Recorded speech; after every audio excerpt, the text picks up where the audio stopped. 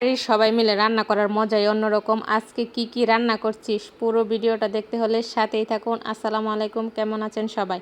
হাত দিয়ে মাখিয়ে কিন্তু গরুর মাংসটা আমার ভাবি রান্না করতেছে। সব ধরনের মশলা দিয়ে দেওয়া হয়েছে, এখন কিছু সময় নিয়ে হাত দিয়ে মাখিয়ে নেবে। আর এইভাবে গরুর মাংস রান্না করতে কিন্তু আমাদের কাছে অনেক বেশি ভালো লাগে। তো যাই হোক, মাখানো হয়ে গেছে, এখন মাটির চুলায় বসিয়ে দেওয়া হয়েছে। আর সব ধরনের রান্না কিন্তু মাটির চুলায় করা হবে। মাটির চুলা রান্না কিন্তু এমনিতে অনেক বেশি মজা হয় খেতে। মাশাল্লাহ, কালারটা কিন্তু অনেক সুন্দর হয়েছে। আর এইদিকে আমি মুরগির মাংসটা ধুয়ে দিচ্ছি, আর সাথে কিন্তু অনেক মাছ নিচ্ছি ভাজি করার জন্য। যাই হোক, মাংসটাকে এখন আমি হাত দিয়ে মাখিয়ে নেব। আর এখানে আমি বেশি করে পেঁয়াজ বাটা দিয়ে দিছি, আদা বাটা, রসুন বাটা, জিরা বাটা, হলুদের গুঁড়া, মরিচের গুঁড়া, পরিমাণ মতো লবণ দিয়ে দিব। আর অল্প তেল দিয়ে মুরগির মাংসটা হাত দিয়ে প্রথমে আমি মাখিয়ে নেব। তো বেশ কিছু সময় নিয়ে কিন্তু মাংসটা মাখিয়ে রেখে দিছি। এরপরে আমি একটা পাতিল বসিয়ে এই মুরগির মাংসটা কিন্তু আমি রান্না করব। তো যাই হোক, একটা পাতিল বসিয়ে এখানে খাল, এলাচি, তেজপাতা দিয়ে দিলাম। আর তেলের মধ্যে মুরগিটা ভালো করে ভেজে নেব।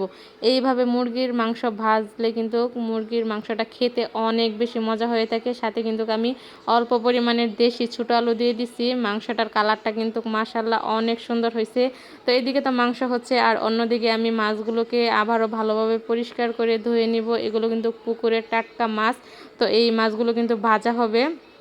এখানে আমি হলুদের গুঁড়া, মরিচের গুঁড়া, পরিমাণ মতো লবণ দিয়ে হাত দিয়ে মাখিয়ে দিব। আর এই মাছ ভাজিগুলো আর পোলাও রান্না আমার বড় আপু করবে, তো আমি সব কিছু রেডি করে দিচ্ছিলাম। তো বাড়ির সবাই মিলে রান্না করার মজাই কিন্তু অন্যরকম, অনেক বেশি ভালো লাগে। আর এই তো মাছ ভাজিগুলো কিন্তু একদম মচমচা করে ভাজা হচ্ছে। আর সবার জন্য আমি শসা কেটে নিয়ে আসছি। রান্না করতে করতে শসা খাওয়ার মজাই কিন্তু আলাদা। আর এইদিকে কিন্তু ছোটো দেশি আলু একদম কুচি কুচি করে পোলে ভেজে নেওয়া হয়েছে। আর এইদিকে বড় পাতিলে কিন্তু পোলাওটা আমার বড় আপু রান্না করবে। যাই হোক, এখানে পেঁয়াজ কুচি দিয়ে ভালোভাবে ভেজে এখন চালগুলো দিয়ে দিবে। আর আমি এত বড় পাতিলে কোনো দিনও রান্না করি নাই, তাই বড় আপুকে বলছি পোলাওটা রান্না করার জন্য।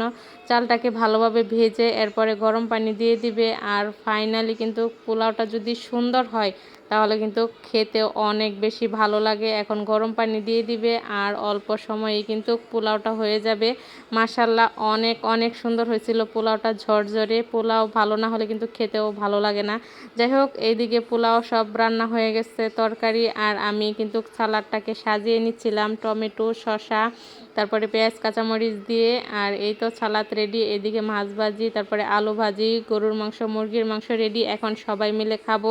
তো আজকের রান্নাটা কীরকম হয়েছে অবশ্যই সবাই জানাবেন। আসলে বাড়ির সবাই মিলে রান্না করে এইভাবে খাওয়ার মজাই কিন্তু অন্যরকম। সবাই মিলে এখন মজা করে খাবো। তো পুরো ভিডিওটা দেখার জন্য অসংখ্য ধন্যবাদ। সবাই ভালো থাকবেন।